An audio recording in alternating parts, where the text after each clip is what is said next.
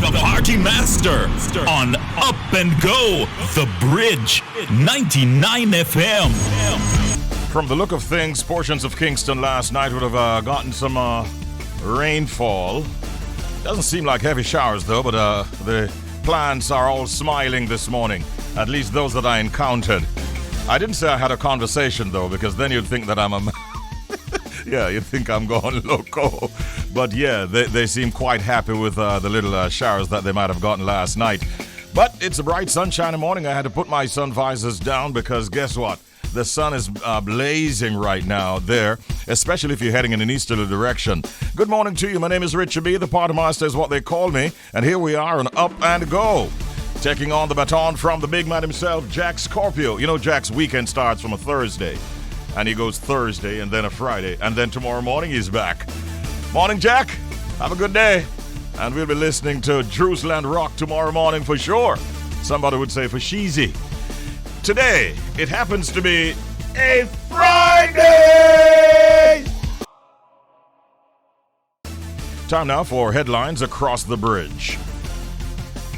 The Union of Clerical, Administrative and Supervisory Employees UCASE is reporting that the dispute with the Caribbean Cement Company Limited over its profit-sharing scheme has now been resolved. At a conciliatory meeting at the Ministry of Labour and Social Security last night, the company and the union agreed that by December 8, 2021, production employees will be paid 5% of their basic pay for 2020. Last Tuesday, workers took industrial action. In the meantime, UK says the rates for the Petrollers Group will be the subject of further discussions with the company. The matter emerged after Carib Cement's decision to merge jobs and assign dual functions to 9 production employees and the recalculation of redundancy payments to employees who were terminated in 2019. President of the Senate Tom Tavares Finson last night severely criticized an order which requires the government to win over at least a single vote from the opposition to pass legislation with constitutional implications.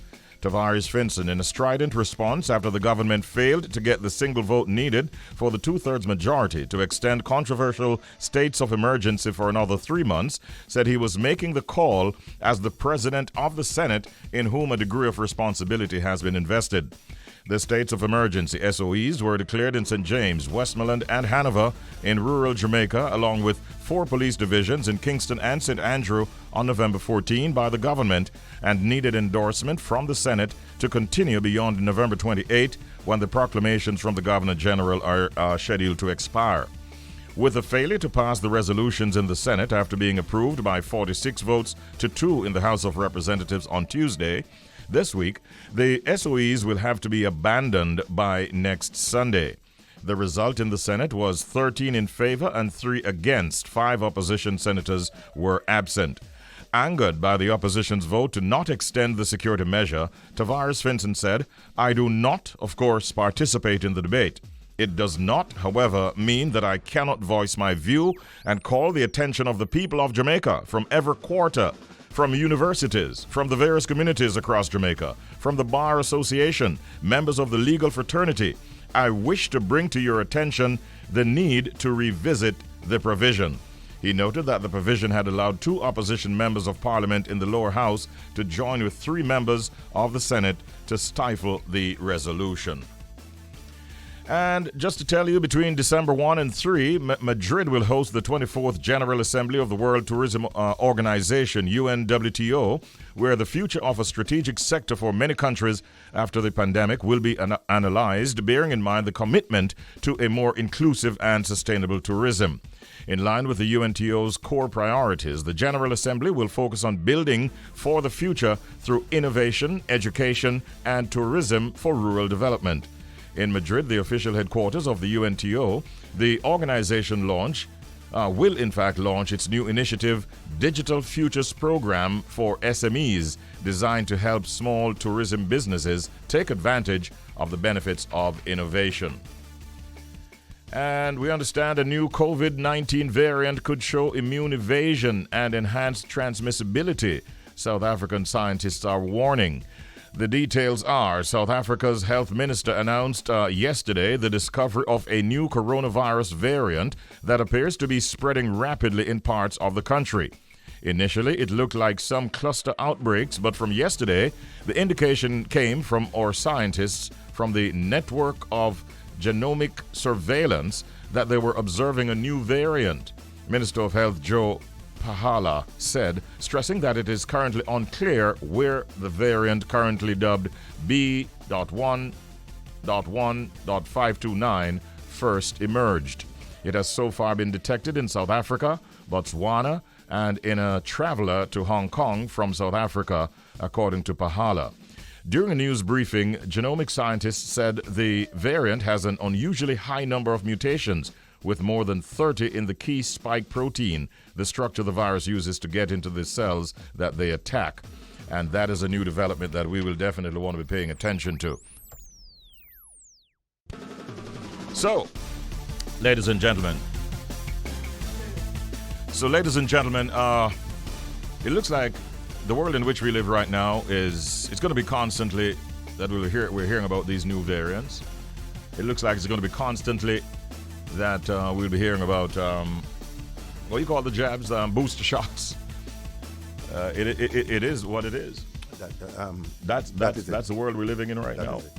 We're gonna have. There was a variant that did a lot of damage in Europe. It came to Jamaica, and now we're hearing of another variant just a few months after. When will it end? We certainly hope that ways will be found in the not too distant future for us to get on top of this COVID-19 situation. How many people out there are listening for WTF, man? What the fact? Oh boy. God help me. All right. Inside of What the Fact today, you are going to find this interesting. Every second, we welcome at least 4 new babies into our overall population of this world. Every second, like second tick, we are welcoming into this world at least 4 new babies. So let's do a little math.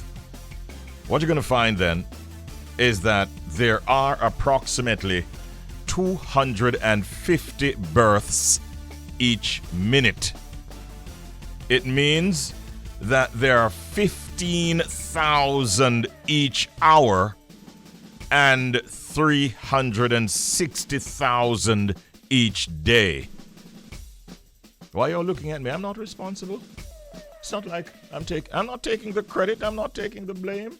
You're all looking at me as if it's not my fault.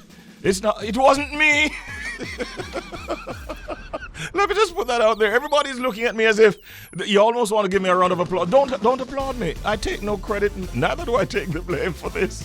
Yeah, but every second we welcome 4 new babies into this earth. On this earth. My goodness, I didn't realize that the rate of birth was that high. Whew, 29 minutes after the hour of 7 o'clock. That was What the Fact. Join us again Monday morning at 7:25. We'll have another one for you. Keep it locked.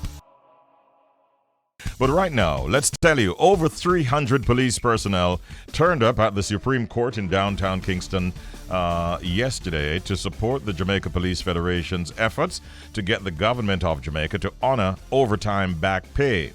Some of the police officers showed up in uniform and others in plain clothes. Officers stood at the entrance to the court as members of the Federation's executive attended the session inside the court to hear the decision on the 40-hour work week issue.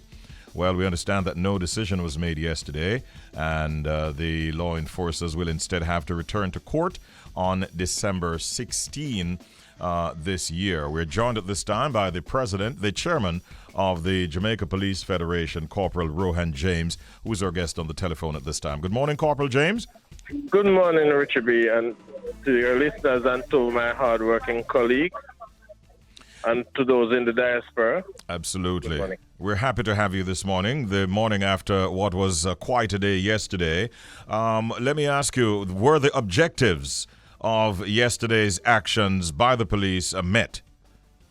It was met in part, Richie, in that unity is strength, and we have demonstrated that to the public that with partnership and that critical involvement and the education thrust, we can achieve the overall objective.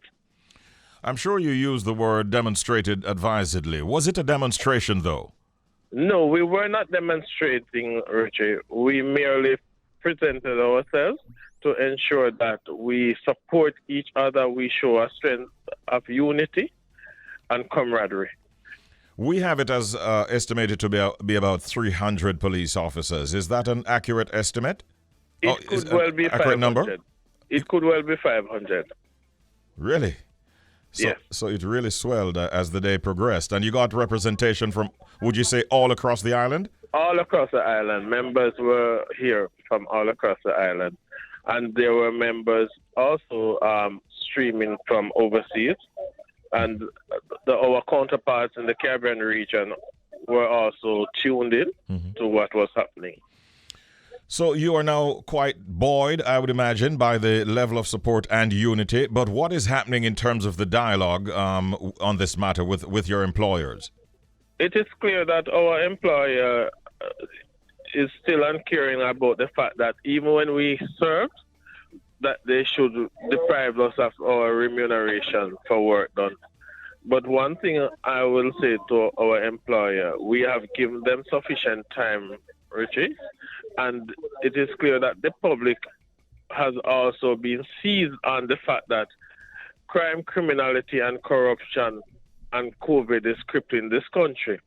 And we cannot continue to have a distracted workforce. And leading this charge, I will not be sitting by and allowing for the government to deprive our police officers of their hard-working earned incomes.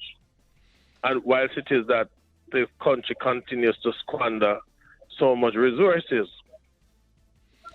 I have to ask you this. Did yesterday's gathering affect the operation of the JCF in any way, to the best of your knowledge? Not at all, Richie. It is paramount that I advise that when it comes on to stewardship and leadership, it matters. And we were very, very strategic enough to ensure that the public was not left unmanned and without service. So we cannot do this alone without the public's involvement, and we will never compromise their safety and security. So, Corporal, if close to 500 police officers are gathered at one place, you don't think that might have a negative impact in terms of the nation's security? We have to ask. Not at all, Richie, because those 500 persons were never so required for duty elsewhere at the time. What we do know is that we are very calculated as to who the police personnel were that were in attendance. When you have personnel attending that is not required for duty and they came off duty, it shows commitment, it shows that unity is at the forefront, and it also shows that leadership is involved and effective communication. Mm-hmm. The case is now before the court. Do you think you have a strong case? Are you sensing that you will be victorious? We will, in fact, be victorious, Richie, because the government have acceded. It is not as if the empiricals are not before them. The evidence is there, and they have alluded to it, and they were given the opportunity to resolve the issue outside of court, for which they determined that they would want to rob the officers blind. But I'm saying I will not accede to that, and I would never, ever throw my colleagues under the bus or deceive them by accepting something that is not worthy and less of than the value for which they have earned. Mm-hmm. So as it is now, you return to court on December 16. What is the way forward? It is expected that the government will come with a position, and if failing which we will go to trial for the judge to make a determination if the government is unwilling. We cannot sacrifice 13 years of service, for which most of our colleagues who were killed, it was when they were doing the extra hours that they were killed, or they met in accidents and are crippled or injured or maimed.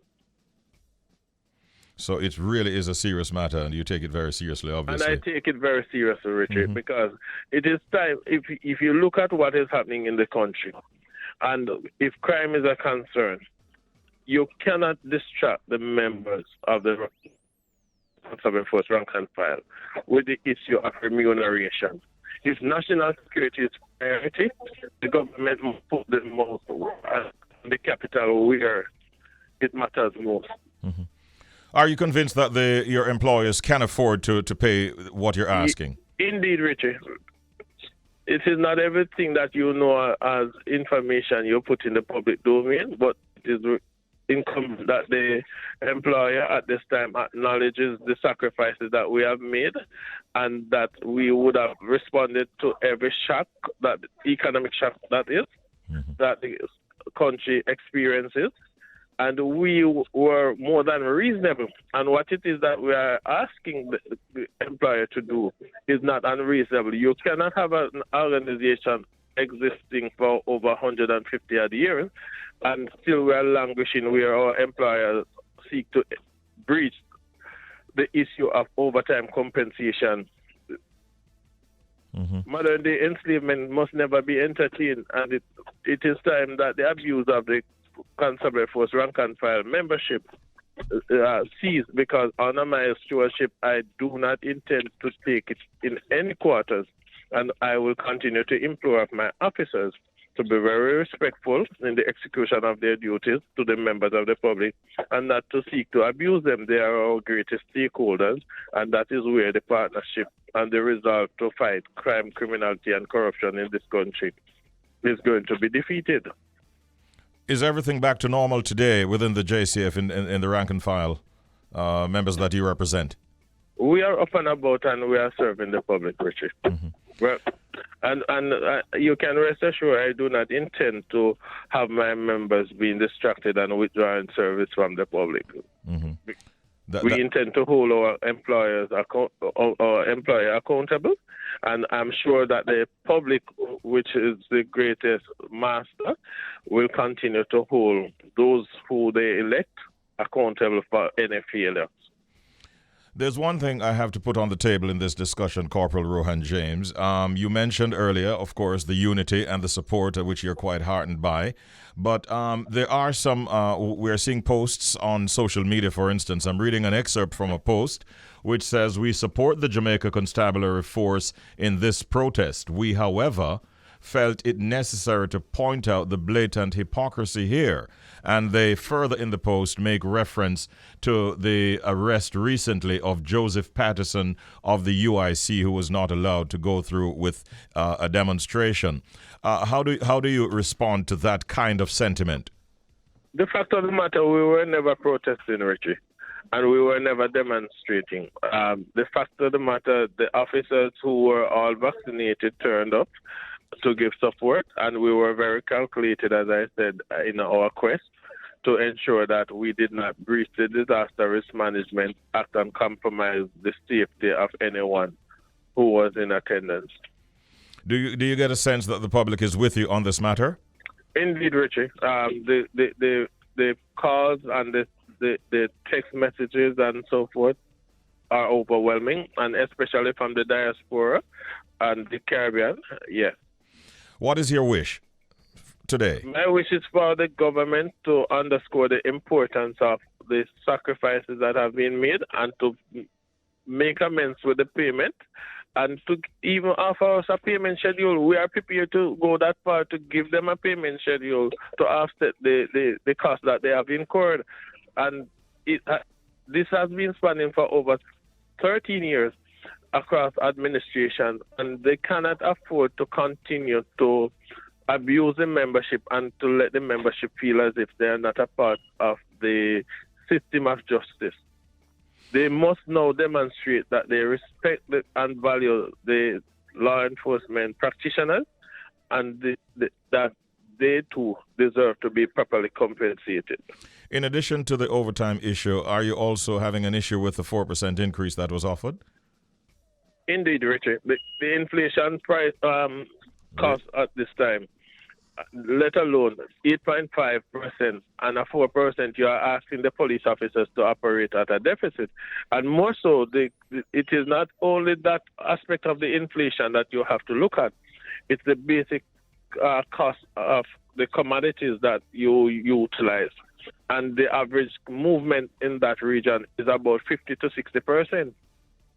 And when you have officers out there not getting any additional income, you are placing them in a very precarious position to be unable to serve the country, because you cannot continue to have officers having to report sick at a certain time of the month in order to save fare, because they are unable to travel because of the lack of resources. Lack of funds. We have to fix these things. I hear you, and the public has heard you. I thank you for your time and the deliberations as usual. Thank you, Corporal James. Have a good day. Thanks a million, Richie. All right, take care. A chat there with the chairman of the Jamaica Police Federation, Corporal Rohan James, on several matters of national interest, frankly speaking. We thank him for coming on and at least answering our questions. I want to hear from you. I want to give you some money. And today we have $99 US and $99 Jamaican, right, Jody? That is what we have in the jackpot today for you to win if you can identify our secret sound. So, listen to the sound and then give me a call, and we want to make you a winner. Imagine how good it would be if today you're walking away with $99 US and some Jamaican dollars to boot, knowing that you're a winner for your efforts at identifying our secret sound, which, by the way, this is it.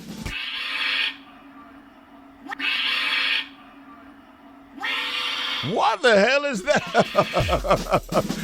Oh boy, what is that? Can you tell me?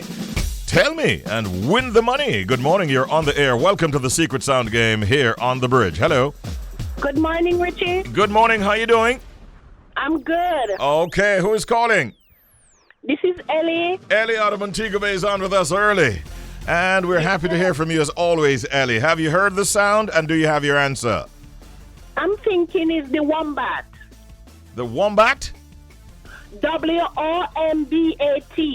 She says it's the WOMB, the wombat? Yes, the Australian wombat. She has a lot of details on this. You said it's the Australian wombat. Yes. It's only the second day that we have this running. Ellie, you're not right. I'm so sorry, but thank you for trying. Have a good weekend, Ellie. Oh, my goodness. Get the sound up a little higher from a DJ Audley. Let's play it again so our listeners can hear it. It's a new game. We recently had a winner, so I want them to hear it loud and clear. Let's do it.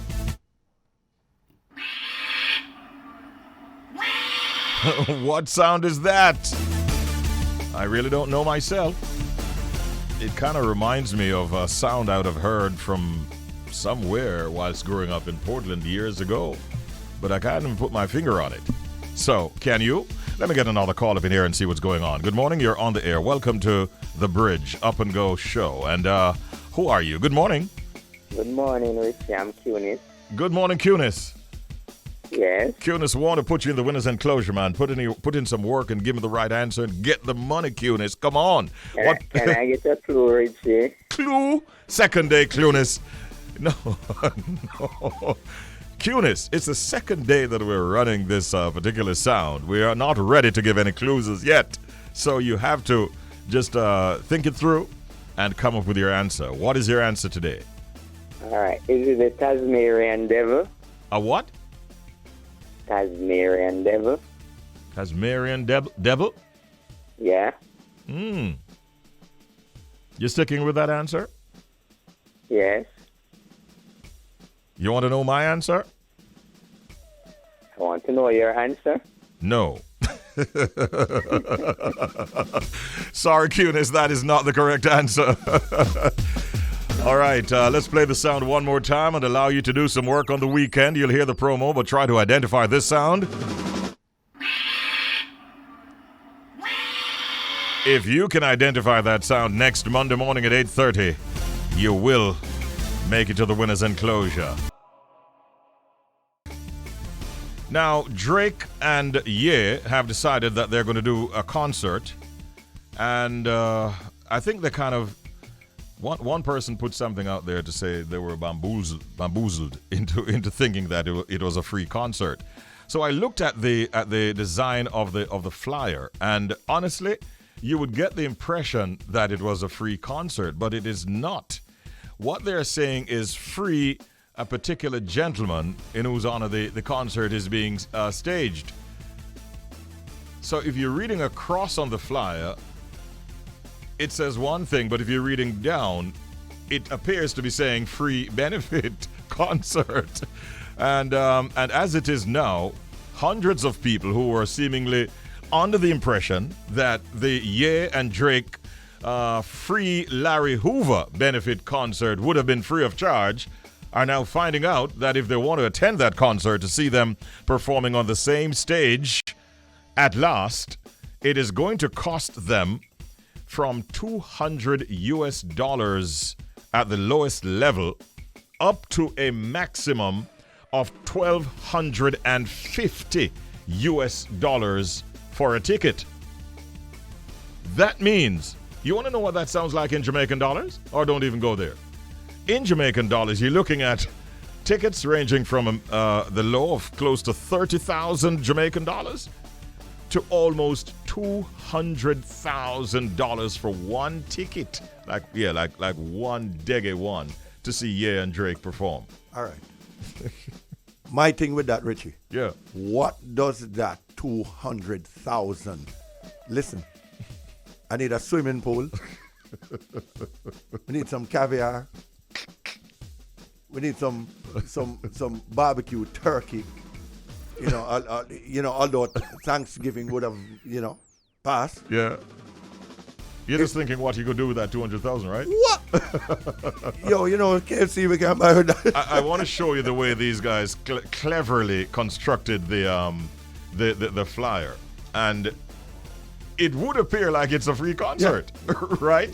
If you're reading across, it says free Larry Hoover, but below the word free, in the next line below, it would read free benefit concert.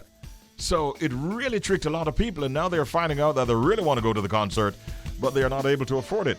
Another thing that came to my attention very quickly before we go to our break is our friends at Versus. They are trying to find out who people really want to see on the next Versus, shall we say, clash?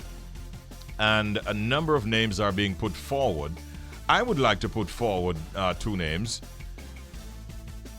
as Jamaican artists that they should consider. And my information is that they might have approached these two Jamaicans already, but for whatever reason, they have not accepted the invitation.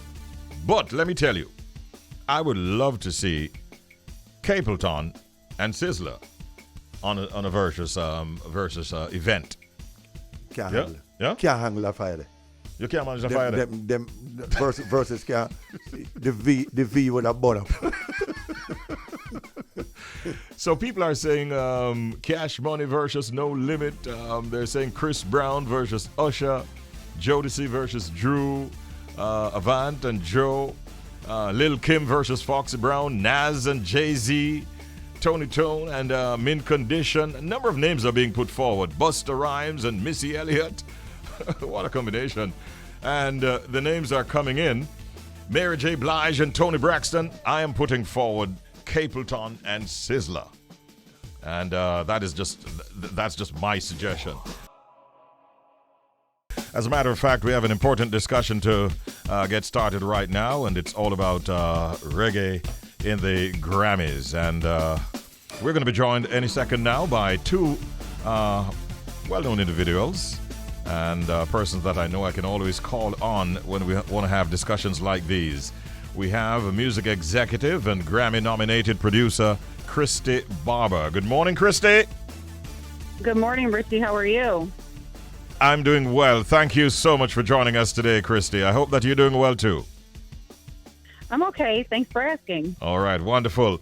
We're also joined by Anthony Turner, who is an entertainment journalist and a media marketing consultant at Images LLC. Anthony, good morning. How are you today, sir? Hey, good morning, Richie, and good morning to Chrissy, Blue and Bougie Award recipient. So good morning to both of you. Glad to be a part of this discussion. All right. Thank you very much, Anthony. Christy, I want to start with you. Do you think the Grammys got it right this year with the selection of the nominees going forward? I mean, I'm definitely excited for everybody who's nominated this year. You know, there was a change right when the first ballot came out that wasn't really advertised to the voters that happened this year. So it made this year very interesting to see who the 5 nominees were going to be. Although this year we have 6, which means we had a tie. Oh, that is how they ended up with 6. All right, Anthony, your reaction to those that are in the running right now. Well, I think, Richie, this whole thing about whether the Grammy got it right is really a loaded question. And I wanted to kind of look, being the journalist that I am, I like to look at things from different angles. And I think I wanted to first mention some of the names who did not make the cut for the 6 albums that were selected. And just let me just give me the time to just mention some of these albums. There's Charlie Black, he had an EP, So Many Reasons. There's Lieutenant Stitchy, he had a gospel album called Real Power. There's Ioctane Mood. There's also the Olympic champion, Usain Bolt, his debut project, Country Youth, which we heard a lot. There are comparisons about Bob Marley, which made a stretch for some people. There's Richie Stevens, his collaborative project called with his mother, Mama Carmen.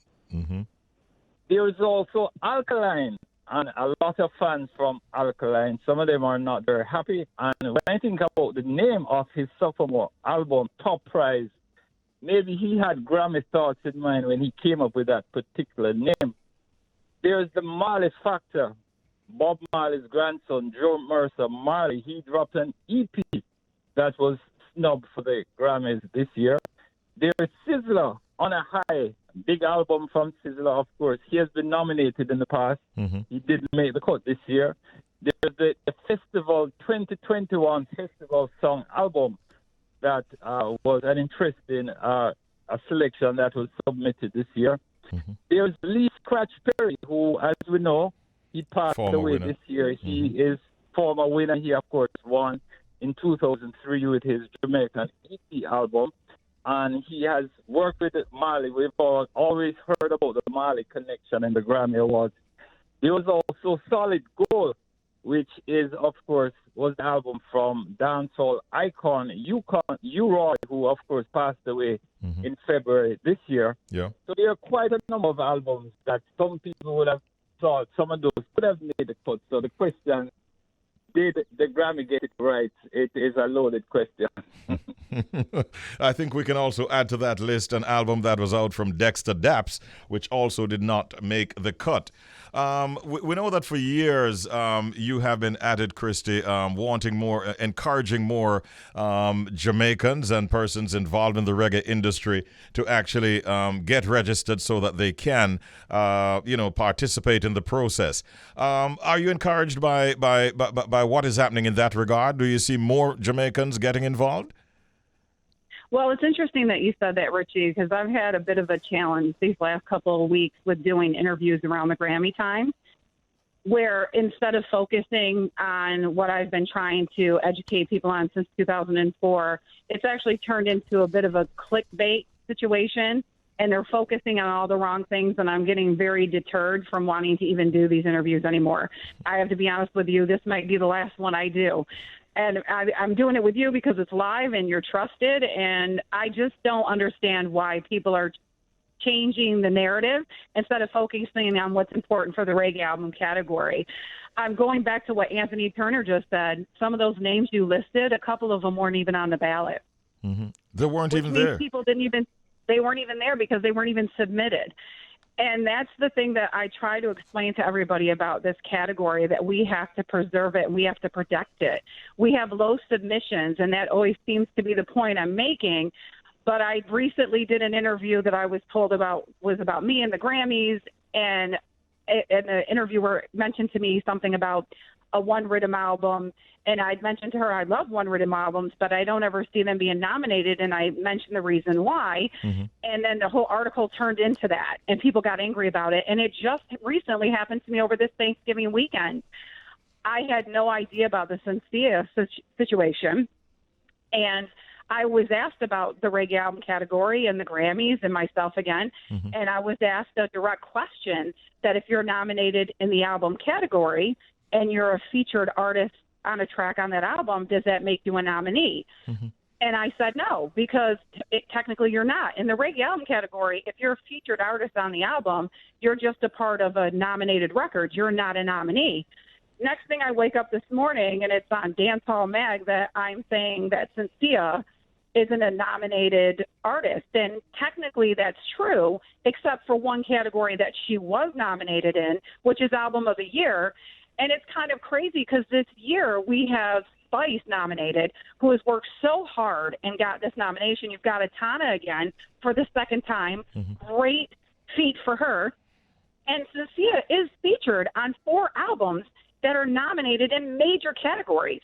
And we should be celebrating her instead of now turning her and I against each other just because I stated just the way that the guidelines are with the Academy. I think we should really applaud Cynthia and her team for getting her a part of these great projects and not lose focus of, yes, maybe what the post was might have been incorrect. Instead of trying to drag this poor girl, celebrate that all this hard work she's put into this, and this represents the island of Jamaica.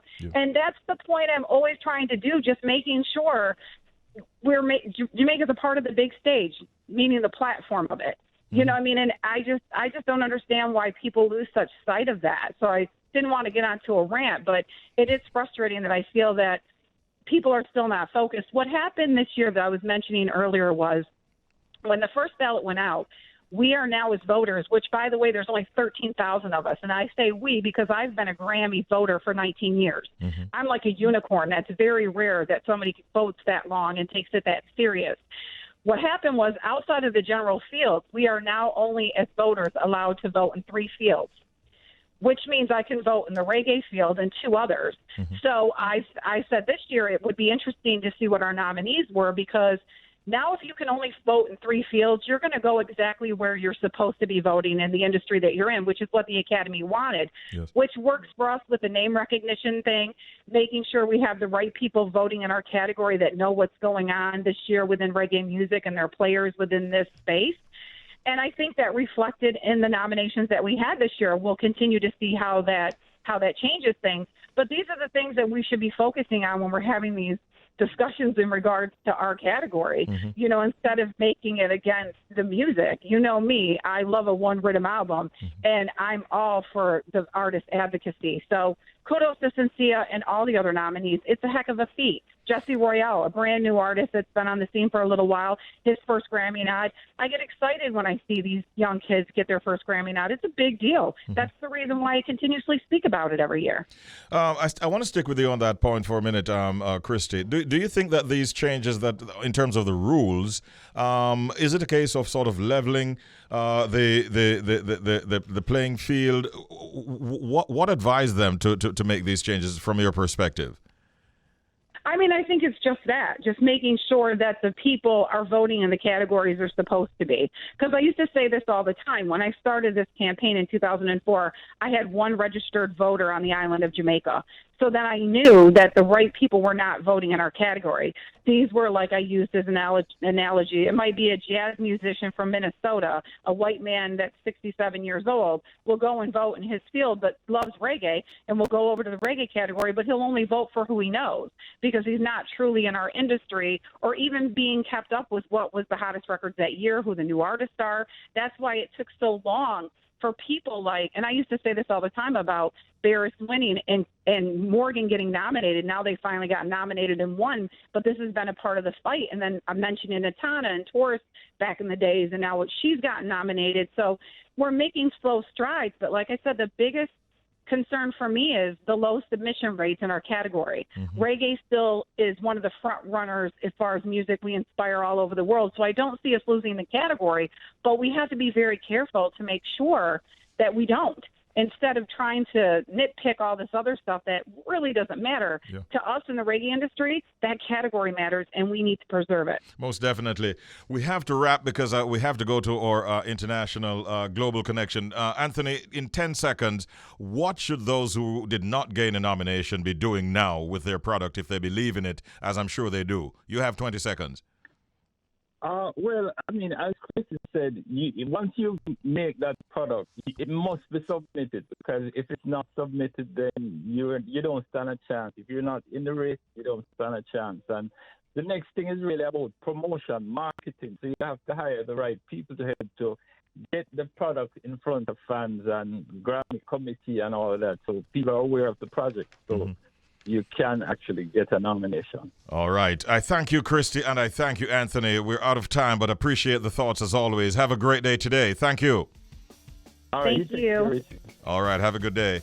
All right. Man, how time flies when I have a few more things I wanted to talk to them about, but it wouldn't happen now because we're out of time. Interesting discussion, and it's something that I think I want to pick up at another time. But today we want to thank Christy Barber, music executive and Grammy-nominated producer, and Anthony Turner, entertainment journalist and media marketing consultant at Images LLC, for helping us to dissect this whole matter of the Grammys. More of us need to register so we can actually vote. That's the important thing going forward. All right, it's a Friday, and we do have a guest in this segment. I can't wait to get a chance to speak with her. It's about to happen. We actually have with us, Killaboo, we have in the Global Connection today, the Consul General of Jamaica to New York, Mrs. Alsion Roach Wilson O.D., who's our guest at this time. Good morning, Consul General. How are you today? Good morning, Richie. How are you? I am doing well, thank you. We're really pleased that you took the time to join us at this time. Myself, Richie B, here in Jamaica, and in New York, Killaboo is our co-host in this segment. Good morning, Consul General. Oh. Good morning. How are you doing? I'm fine. Mrs. Wilson. Fantastic. Thank you, guys. Yes. Thank you, guys, for having me. It's our pleasure. Please tell us a little bit about your journey to becoming a Consul General in New York. Oh, okay. It's a long. How much time do we have? We have a few minutes. So my journey to becoming a Consul General. Actually, I'm the Consul General to New York, from Jamaica to New York, but we're not only responsible for New York, we are actually responsible for 33 states within the U.S., plus Bermuda and Puerto Rico. Wow. So we're not only responsible for New York here. Mm-hmm. It's a lot of responsibility. Okay. Yes. Right. And so just by way of background, I am a former emerging market, debt capital market, high yield capital market, and mortgage-backed security analyst / trader. Mm-hmm. I've worked in the Wall Street community for the better part of 30 years, so way before you were born. No, Consul General, that is very, very, very funny. but go ahead. And I also actually was a CEO of a cybersecurity company, Cyberlock Solutions. Okay. In reference to 30 years, I'm speaking now, not Killaboo. I think Killaboo would be too young to be able to say this. But 30 years is more like what I've been doing in radio. My years in radio is 30 years. Killaboo, you're not quite there yet, are you? No, not yet. Working on it. Okay. So there you have it, Consul General. Now let's look at some of the duties that you perform as Consul General in New York. Right. Yes. So here in New York, we are responsible for to see about the interest of all our nationals that resides in the states that we're responsible for. We process passport applications here for our Jamaican nationals that are currently holding a Jamaican passport. We process visa. So if someone requires a visa to enter into Jamaica, a diplomat or so forth, we process the visa application here for them as well. Mm-hmm. We assist with citizenship by descent. So if, let's say, you were born in Jamaica, you have a child that was born, or children that were born in the U.S., and you wish for them to become a U.S. Jamaican citizen, rather, we will process the citizenship application. Citizenship by marriage as well. Okay. We do replacement of citizenship certificates. And then we also, one of my passion is to see about foreign direct investment back into Jamaica. Okay, that's very important. I think Kilabu wants to ask a question as well. Yes. Now, Consul General, I met you a few weeks back in the Bronx at the ceremony for the ribbon cutting ceremony for the J and Money transfer on Boston Road. I know you were meeting with a lot of people that day. I want to thank you personally for the tremendous job that you're doing. And also, I know that you mentioned that you worked in the finance area for some time. How has your experience in that sector been helping with the work that you're doing now as our CG? Yes, thank you for asking that question. Because of the knowledge that I've with securing investment, creating term sheets, and as well as structuring the transaction, I am able to now reach back into the Wall Street community without any kind of difficulties whatsoever. For example, the Consul General from Turkey is a friend of mine, and he would like to source foreign direct investment back into Turkey. And so he's reached out to me because of my connection to Wall Street to assist him by way of putting him in touch with a few of the brokerage houses that are currently on Wall Street. It's much easier for me, though, because I know these persons, and so I would just call them to have meetings with them. One of the most recent happenings that we had here, back, I'm not sure if you recalled, back in 2000, back in last year, November, here at the consulate, we launched our laptop tablets initiative, and to source laptops and tablets for students in Jamaica that were currently on the remote learning and were without any. And it was quite easy. We raised a little bit over $550,000 US dollars.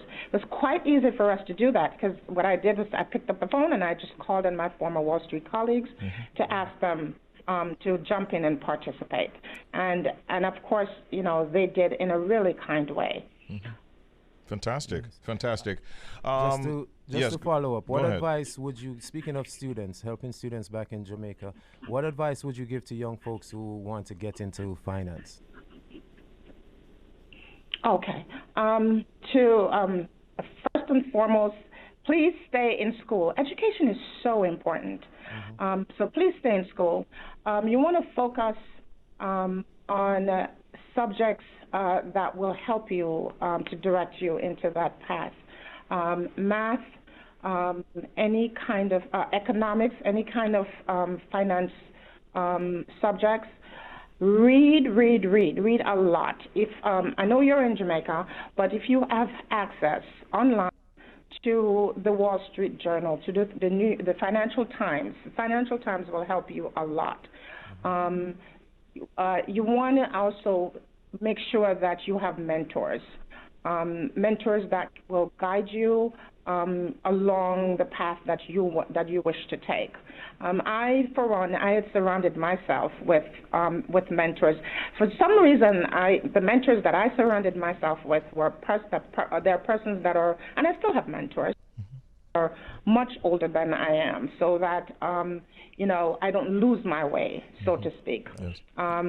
The former U.S. Ambassador Brenda LaGrange Johnson, for example, is one of my mentors. Okay. So it's very important to surround yourself with mentors. I currently have 47 mentees that I mentor. Okay, wow. Fantastic. This is a double-barreled question. Do other Caribbean citizens seek your assistance? And the second part of the question is, do you think it's essential, really, for Caribbean citizens to have the kind of support that you give through your office in New York? Yeah, right. Yeah, so, yes. many other Caribbean citizens have reached out to me, and not just even Consul Generals. The Consul General of Trinidad and I are very friends, and he often calls, to have discussions such as investment opportunities, the COVID-19 vaccine. We would talk about what we're doing here at our consulate versus what he's doing at his consulate. I receive tons of DM messages from especially females that are from other Caribbean nationals, asking questions from anything to do with how to invest, mentorship. Believe it or not, some of these persons that reach out to me, they're not familiar with their consulate. They don't know how to reach their consulate, have an issue. There was one young man about 3 weeks ago. He got killed in the Bronx, and his father is Guyanese, and the father reached out to us to ask to facilitate him by putting him in touch with the Guyanese consulate. So I do receive a bunch of those calls. And it was a two-part question. Yes. So I was asking about whether or not it's essential, really, for Caribbean nationals to have this kind of support as you provide in places like New York.